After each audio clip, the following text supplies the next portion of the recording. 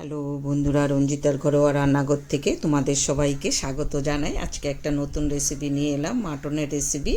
প্রথমে আমি মাটনগুলো ধুয়ে নিয়েছি। এবার এলাচ, দারচিনি, লং থেতো করে দিয়ে দিয়েছি। নুন পরিমাণ মতো, তেজপাতা দুটো দিয়ে দিয়েছি। এবার হলুদের গুঁড়ো 2.5 চামচ, লঙ্কার গুঁড়ো 2.5 চামচ, জিরের গুঁড়ো 2.5 চামচ, ধনের গুঁড়ো 2 চামচ, আদা বাটা 2.5 চামচ, আর দুটো পেঁয়াজ ঝিরিঝিরি করে কেটে দিয়েছি, আর সর্ষে তেল দিয়ে দিয়েছি 3 চামচের মতো।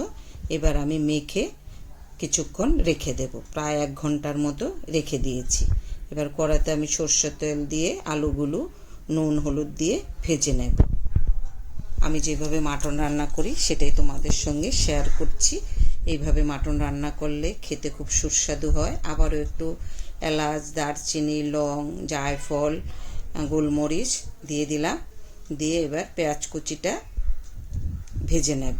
কিছুটা পেঁয়াজ আমি তুলে রেখে দিয়েছি, আর কিছুটা আমি ভালো করে ভেজে নিলাম। এবার রসুন বাটা দিয়ে দিলাম। এখানে 2.5 চামচের মতো রসুন বাটা, সঙ্গে একটা পেঁয়াজও পেস্ট করে নিয়েছি, সেটাও দিয়ে দিলাম। টমেটো দিয়ে দিলাম বড় একটা, আর একটু আদা বাটা, আর একটু লঙ্কার গুঁড়ো আবারও একটু দিয়ে দিলাম। দিয়ে মশলাটা কষে এবার ম্যারিনেট করা মাটনটা আমি দিয়ে মশলার সঙ্গে অনেকটা সময় ধরে কষে নেব।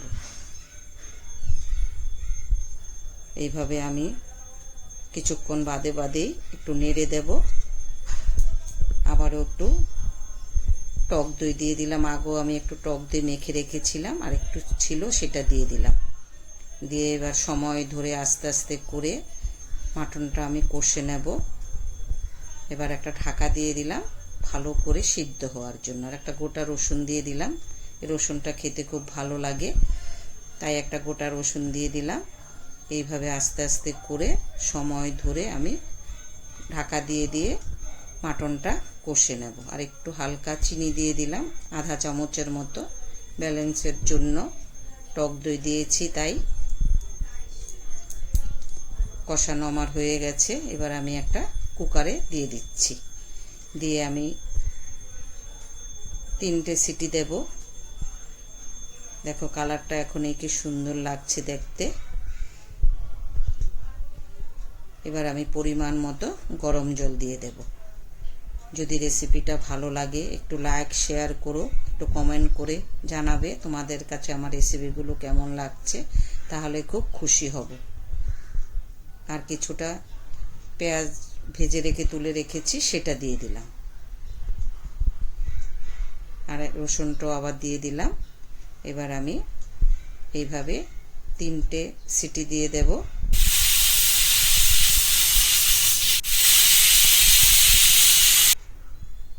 এবার আমি আলুগুলো দিয়ে দিলাম, দিয়ে আরেকটা সিটি দেব।